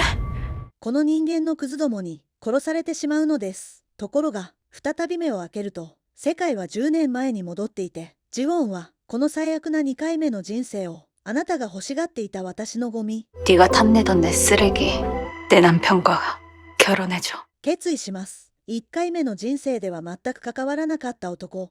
しかし、ユ部長と何度もぶつかるようになり、さらには、ひょんなきっかけで、 봄날 とんでもない秘密を知るのです。それぞれの、 다이너마이트. そう、2人とも10年を遡って生まれ変わった2回目の人生だったということです。そうして、 박민환과 정수민을 결혼시켜야 한다고요? 慈悲欲は彼女の目的と、 그러지 않으면 가장 친한 친구와 남편의 손에 죽을 거예요. 2回目の人生での絶対法則を 일어날 일은 일어났다. 聞かされることになり、 전혀 모르셨어요? やがて自分でも気づかないうちに表情が固まり始めます。なぜなら、交通事故で死んだ1回目のあの日を思い出したからです。 피할 수는 없는 건가? 目を背けたい真実でしたが、 피하면 어때요? 예를 들어 박민환과 헤어진다든가. 해봤어요. すでに数えきれない試行錯誤を経験したジウォンから、 제가 원래 여기에 상처가 있었어요. 認めるしかない、 물에 끓던 포트에 데인 건데 確かな証拠まで聞かされます。 부장님이 대신 다쳐주신 거죠. 本来はジウォンの傷でしたが、今回の人生で慈悲欲が代わりに負った傷は、 모양이 완전히 똑같아요. その模様まで同じでした。つまり、 내가 다치지 않았다면 決められた運命は、 결국 それに見合う代償を別の誰かが払わなければ、 지원 씨가 다쳤을 거란 거예요. 必ず起こるということでした。 네. 상처는 상처, つまり、 결혼은 결혼, 慈悲欲の死も、 죽음은 誰かが代わりに死んでくれなければ、結局また死ぬことになるのです。しかし2回目のジウォンは、 그래서 전 도망치지 않으려고요. 運命に堂々と立ち向かうことにします。そして慈悲欲にも、彼女を必ず守らなければならない理由がありました。時は2023年、ジウォンの出棺の日、無力感に沈んでいた彼に、車のエンジンまでかからない試練が訪れたその時、ちょうど1台のタクシーが彼の前に止まります。しかも、車に乗った瞬間、まるで全てを知っているかのように、 이런 게 많이 소중한 건가 봐. 運転手が彼に問いかけ始めます。 소중했는지 아닌지도 몰라요. なぜなら、 그냥 스쳐 지나간 사이라. その正体は亡くなったジウォンの父親だったのです。いつもお小遣いをくれたように2度目の人生をプレゼントした後、ジウォンのためにそばで助けてくれる人を探していたのでした。 몇 번이고 기회가 있었던 것 같기도 한데 続けて、 와놓쳤는데 얘. 제 마음을 깨달은 지도 얼마 안 됐어요. 後悔ばかりの慈悲欲に 다시 기회가 온다 하면 우짤 것 같은데 얘. 最終面接レベルの質問を投げかけます。 전 정말 제 마음을 몰랐습니다. 生前、勇気を出すことはできませんでしたが、 알았다라면 지켜주기라도 했겠죠. 慈悲欲のジウォンへの気持ちは 그러니까 기회가 있다면 誰よりも、 확실히 잡을 겁니다. そうしてジウォンの父に合格の証をもらい、 내 시간은 이미 그때 끝났다. 2回目の人生を生きることになった慈悲欲は、 하지만 적어도 이번엔 지킬 수는 있다. ジウォンのための、 도망치지 말자. ジウォンのために、 하지 않고 후회하는 건 이제 싫으니. 人生を生きてみると決めます。一方その翌日、 로이 젠탈, 会社は 살걸. ロイ・ジェンタールという株の話で騒がしくなっていました。 들었지? 特に 지금 몇 배 오른 줄 알아? ロイ・ジェンタールを売って 내가 그나마 TKU가 있으니까 너랑 계속 만나는 거야. 別の株を買ったミンファンは腹が痛くてたまりません。しかし、あらかじめロイ・ジェンタールを全力買いしていたジウォンの方は緩み始めます。現在の彼女の利益はなんと700%。 잠깐 나와봐. しかもいつ下がるかまで知っている最強の2回目人生だったので、復讐どころかビットコインでも買いたくなっていたその時、このお兄さんは、ミンファンは 항상 우리 지원이 생각해. ずっと手のひら返し中なのですが、その理由は、ところで、このゴミには、 너 돈 좀 있냐? 急に現金が必要だったからです。しかも、その資金の目的は、 이렇게 된 거 결혼하기 전에 정수민을 어떻게든 해야겠어. スミンを口説くためのお金でした。 와, 어떻게 까맣게 몰랐지? 늘 좋은데 가장 말뿐이었고. しかし1回目の人生で、58,000回目みたいなレパートリーを聞いていた彼女は、 말은 안 했는데 그 돈 다 보험 들었어. 入り口で完全にシャットアウトします。ところがその時、 TKU라도 팔아야 되나? 持っていた1に関する記憶も TKO 테크놀로지가 상장 폐지 심사대 一緒に入ってき始めます。 이 정도면 많이 먹은 거긴 한데. ゴミをきちんと奈落に落とすためには 얼마 필요한 건데? 必ず 나 곧 끝나는 적금이 하나 있긴 한데. その株を保有していなければなりませんでした。 주식 팔지 마. 내가 빌려줄게. しばらくして金づるを確保したトラッシュ1号はすぐに悪女スミンのところへかけていきます。 맛있다. 내가 딸기우유 좋아하는 건 어떻게 알았어요? 통했네요. ジオンの想像よりはるかに早く2人の仲は 진짜 맛있다. どんどん近づいていました。数日後、ワークショップ当日が明け、 무슨 워크숍 숙소를 보물찾기로 정한대요. 今回のイベントの準備委員である 열심히 게임에 참여하시면 됩니다. 그냥 술이나 마시는 것보다 훨씬 더 재밌잖아요. 極度の効率派費用のおかげで宝探しとランニングマンを混ぜた寝床運試しを行うことになります。1位のキャンピングカーから最下位の野外就寝まで、そこらのバラエティ顔負けの凄まじいクラスを誇る中、 너 보물찾기 못하잖아. 그건 해봐야 알지. 난 열심히 해보려고. 어차피 이런 거 죽으면 못하잖아.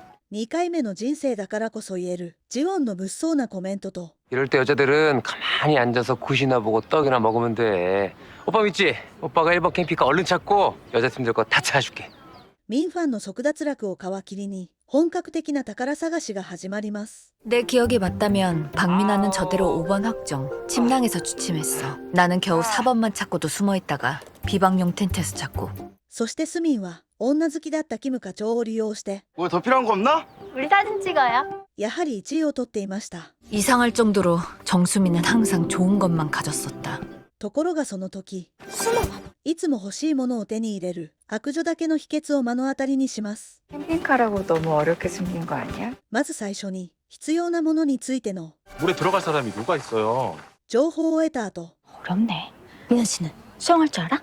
すぐにカモを取り込みます。 찾아달라고 하게? 당연한 거 아니야? 물이면 저 위에 하천인데 뭐가 있지 알고 들어가. 彼女にとっては 그냥 도와달라고 하면 되는데 어려운 길 갈 필요 있어? 他人への配慮など 왜? 네 남친이다 이거야? 1ミリも存在しませんでした。 그럼 네 남친 내가 잠깐 쓴다. みんなただの道具に過ぎなかったのです。続けて、見慣れないものだけど誰がくれたかわかる気がするネックレスと、 지원아, 원하는 건 수단과 방법을 가리지 않고 갖는 거야. 정말 원하는 건 그런 거야. 난 그래. スミンがこれまでどう生きてきたのかを聞いたジオンは 그래서 정수미는 모든 걸 가졌던 걸까? 深い虚無感に沈みます。 확실히 2023년에 정수미는 모든 걸 다 가졌. その時、頭が混乱している彼女の前に慈悲欲が現れます。 많이 좋아해요. 도와줄게요, 뭐든. 今の彼は一番信じられる人でした。そしてジオンもスミンのように 1번 막대 찾았어요? 어디 있는지만 알면 내가. 희연 씨가 시내가에다 숨겼대요. 他人に助けを 저 좀 도와줄 수 있어요? 그럼요. 아니요. 그거 말고 다른 거. 頼むのかと思いましたが、 저 彼女が 그냥 부장님한테 솔직하게 얘기해도 돼요? 慈悲欲に望んでいることは 그럼 부장님은 이상한 사람이라고 생각하지 말고 싫어하지도 말고 그냥 들어주는 거예요. 彼の能力でも 딱 그런 사이만 해주세요. 彼の気持ちを利用しようとすることでもありませんでした。 제가 알아서 해볼게요. ただ自分を信じて 언론을 통해서 부장님이 UNK 후계자라는 거 알려질 때까지 見守ってほしいと願います。 부장님 늘 옳은 일만 하던 사람이에요. そしてそれは同時に 그런 사람이 저 때문에 慈悲欲を思う 부장님답지 않은 일 하는 것 저는 싫어요. ジオンの気遣いでもありました。 저 진짜 뭐든 할 수 있어요. 本当にスミンとは正反対の人でした。 그냥 가끔 솔직하게만 할 수 있게 해주세요. そして 지금 이 순간을 두 번째 살고 있는 사람은 ジオンのまっすぐな姿は 우리 둘뿐이니까. 慈悲欲をもう一度彼女にすっかり惚れ込ませます。彼は彼女にゆっくり近づくと 아버지가 용돈을 주실 때 파란 아티를 그래서 줬다고 하지 않았어요? 生まれ変わってできたハートのタトゥーを自分が父親からもらったお小遣いのような存在だと 이게 왜 見せます。 아빠가 말 들어야지. 다 해줘야지. 父親チャンスまで発動した状況なので 그러니까 지원 씨 편한 대로 날 써먹어요. ついに2人のロマンスが実り 용돈은 안 써도 되는 거 아니에요? ゼロ告白逃げ基地が成立します。 난 그냥 용돈이랑 얘기할래요. 그리고 ジオンは 난 용돈이 행복해졌으면 좋겠는데 あなたも私も美しい人でした。 용돈은 다시 살면서 뭐 하고 싶었던 거 없어요? 誰かとは違って 지원 씨. 부장님은 뭘 하고 싶은 거 없냐고요. 自分の人生と同じくらい他人の人生も大切にしていました。 나는 そして1回目の人生では一度も口にしたことのなかった 행복해지고 싶어요. 내 손으로, 내 힘으로. 自分の力で 반드시 행복해질 거예요. そうして鋼のような覚悟を固めたジウォンは今の幸せ宝探し1位に向かって進み始めます。しかし 대리님, 그 마스터님께 여쭤보니까 시냇물 수심 2m도 넘는 데도 있다고 들어가지 말래요. 그리고 물이끼도 있어서 위험하. 脚本家様はいつも試練を与えるものです。自信満々に入っていった彼女はすぐに危機に陥り、死ぬ気で走ってきた慈悲翼の手で何とか救出されます。 제정신이에요? 이 계절에 아무 준비도 없이 물에 깊이도 모르면서 그것도 혼자 危険だと分かっていながら彼女があえて挑戦した理由は 도와달라고 말하면 되는데 왜 어려운 길을 가? 난 정수민과 다르니까요. スミンの言葉が間違っていて 걔가 틀렸고 내가 맞으니까. 自分の考えが 난 정수민처럼 안 살 거예요. 난 내 손으로 내 힘으로 다 이뤄낼 거라고요. 私の価値観が正しいことを 그게 맞으니까. 그게 강전이니까. 그게 証明するためだったのです。 그게 나니까. そしてまた 부장님은 慈悲翼も 뭐 하고 싶었던 거 없었냐고요. さっき答えられなかった答えを 나는 自分の2回目の人生の目標を話そうとします。 배 타봤어요? 世界という広い海で 매일같이 배를 타고 있는 기분이야. 道を失った難破船に乗っていた彼女に 나는 안정되고 싶은데 ただ彼女のための 땅을 밟고 싶은데 安心感を与える頼もしい 나는 땅이 되고 싶었어요. 彼女の地面のような人になることでした。10分後 여기로 내려가면 トラッシュたちも小川に着きますが1位の旗はすでに 거길 누가 들어가나 했더니 강대리였어? ジオンの手の中にありました。続けて 나는 땅이 되고 싶었어요. この言葉を全く覚えていなかったジオンは 희연 씨, その意味を推測してみます。 땅이 되고 싶다는 건 무슨 뜻일까? 빵 아니에요? 빵 먹고 싶다. 全く見当もつきませんでした。一方ジオンの計画破行でした。1回目の人生で野外就寝は無理だと一晩中泣き言を言っていたミンファンがテントへ行く相手を 내가 캠핑카에서 잔다면 自分ではなく 정수민이 비박 텐트. スミンにしてしまうことでした。 오늘이 디데이가 될 수도 있겠네. そして彼女が今日が D-Day になると確信する理由は 박민환이 저에게 돈을 빌렸다는 것, 그리고 여기 오기 전에 목걸이를 샀다는 것. 確かな証拠があるからでした。 단순한 인간이라서요. 나름의 회심의 카드인 거예요. 여자와 밤을 보내기 위한. 実はスミンがミンファンからもらったネックレスは 저도 받았었거든요. 1回目の人生ではジウォンがもらっていました。 설마 같은 목걸이를 사셨다는 건가요? 아니요, 조금 달라요. 이번 거는 スミンのネックレスの方が 그래도 좀 비싸 보이던데요? もっと高価でした。 아마 제가 더 쉬었나 보죠. そうして戦闘力 58,000% 上昇したジウォンがイントロの悪女スミンへのお仕置きを発動したのでした。ところが振り返って歩き出す彼女の足取りがあまりにも重くなります。 뭐 하자는 거야? 왜 신경 쓰는데? 結局優しい本性に勝てず戻っていくのですが、その時隠れていた悪女スミンが彼女の髪を掴んで一瞬で名札を剥がしてしまいます。 지원이 아웃! スミンの悪辣な本性もまた 돌아올 줄 알았지. ジウォンがまた戻ってくることを予想していたのです。その日の夜 여직원 캠핑카의 주인공은 누구인가요? 悪女スミンの優勝コメントだけが残ったと思われましたが、 저요. 旗はジウォンが持っていましたよね。実は数時間前 글램핑 있는 사람 거 찾아서 그 사람 껐대. 난 지연이 덕분에 캠핑카다. 彼女は1回目の人生とは違い最後まで諦めていませんでした。もうジウォンの辞書には 글램핑보다 캠핑카가 더 좋은 거 아니야? 悪女スミンに譲ってやる余地など存在しませんでした。 캠핑카가 앞에 있는데 奪われたなら 왜 글램핑을 찾아? 奪い返せばいいのです。そうしてファイナルラウンドを行った結果 축하드립니다.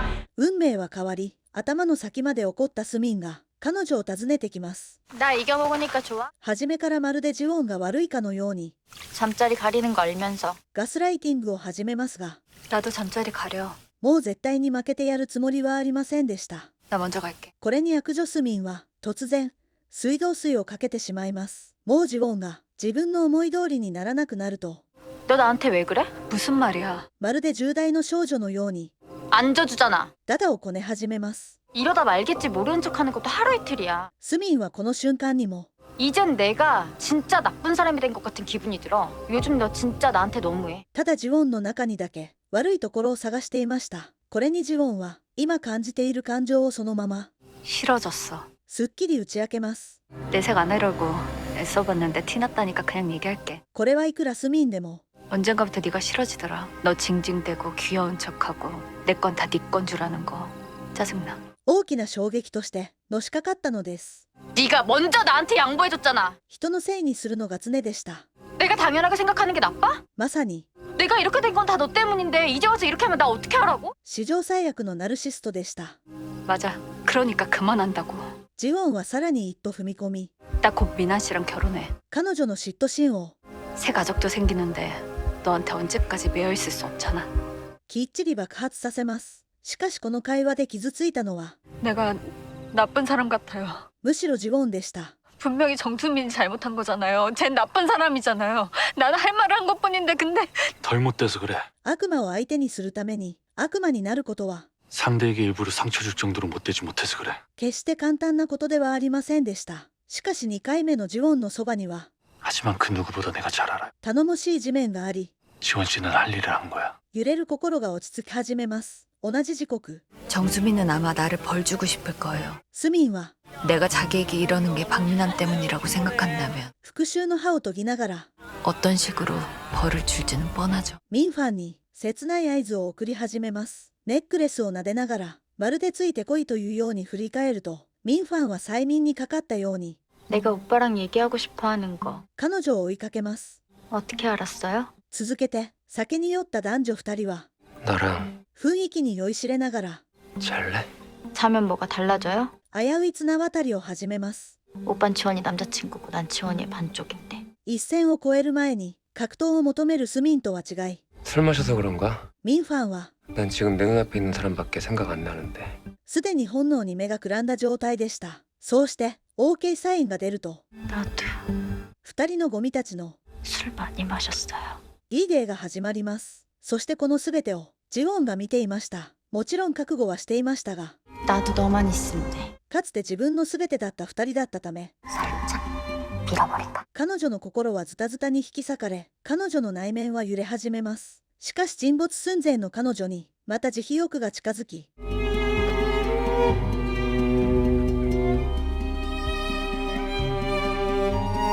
오늘은 하나만 생각해요. 강지원이 이겼다. 再び地面になってくれます。ところが翌日、スミンの表情がよくありません。前日の夜、トラッシュ1号が 지원이한테는 뭐? 아, 걔가 나랑 헤어질 것도 아니고 상처만 받잖아. 典型的なゴミの姿を見せたからです。 너네 사이도 있는데 그럴 필요도 없고. こいつは知っていたよりもはるかに 현실적으로 생각하자는 거야. リサイクルすら不可能な 우린 복잡한 게 너무 많아. 廃棄物レベルでした。 아름답게 추억할 수 있는 사이가 되는 거. その気持ち悪さは、それは欲張りかな。スミンの予想をはるかに上回るものでした。そうして家へ帰る道。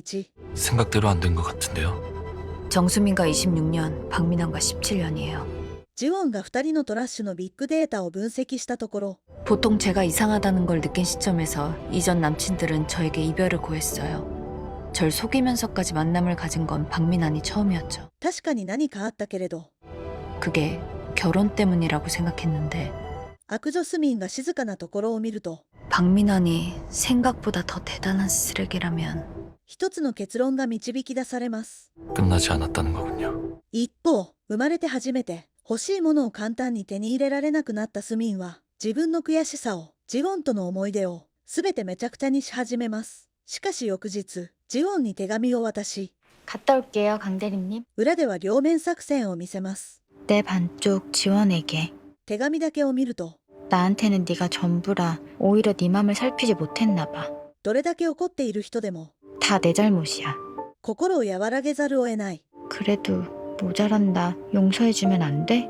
真心がこもっているように見えました。 내가 끝까지 가보지 않았다면 スミンはまさに 마음이 흔들리지 않을 수 있었을까요? あまりにも優しいジウォンは 어쩌면 진심일 수도.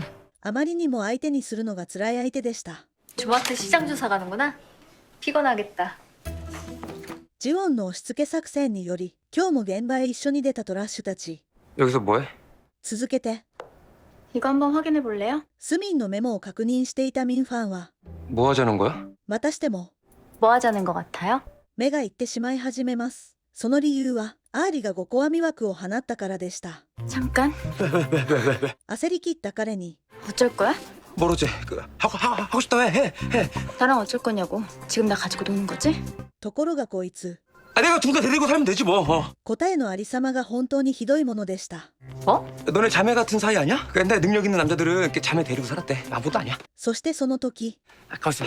天ももう見ていられなかったのか、この宇宙級トラッシュに70テクノロジー代表海外逃亡という天罰を下し始めます。彼が全財産をつぎ込んだテクノロジー株が吹き飛んだのです。そうなるとトラッシュ1号が頼れる場所は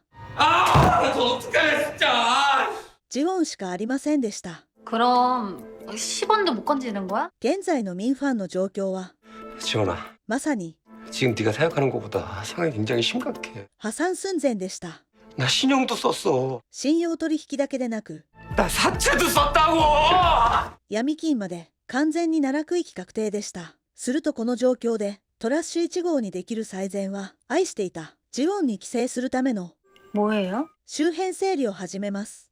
강지원이랑 결혼해. 그래서 입 다물어라? 簡単に引き下がる悪女スミンではありませんでした。 나는 確かに民ファンの立場では 말 안 해요, 오빠. 前向きな返事でしたが 걱정하지 마. なぜか彼は足が震え始めます。一方民ファンの転落は 하지만 이렇게 되면 지원 씨하고와의 결혼을 더더욱 포기하지 않을 것 같은데. 確かにマイナス要素もありました。しかし 그래서 제가 생각해 둔 게 있죠. これもまたジオンの予想の範囲内でした。 그러기 위해선 続けて 거지 같은 프로포즈를 받아야지만. ゾッとするほどひどかった。 제 생일에 프로포즈를 했는데요. 하나, 둘, 셋. トラッシュのプロポーズが思い浮かび始めます。規模の問題ではなく、誠意と気持ちに、まさに 1g も込められていないプロポーズでした。 끔찍한 걸 또 봐야 한다니. 1週間後、郊外の別荘の空を数百機のドローンが彩り始めます。彼女に特別な春の日を作ってあげたい。慈悲欲のプレゼントでした。続けて、 지원아. ミンファンがまるで自分がやったかのように、堂々と登場した後、 미나 씨, 이게 다... みんなが見ている前で、 강지원, プロポーズをぶちかまします。 사랑해. 내가 해줄 수 있는 건 다 해줄 겁니다. 이거 큐빅 거 안 걸리겠지? 절대 4人の運命は、 결혼하게 두지 않을 거야. 넌 내가 행복한 건 싫겠지.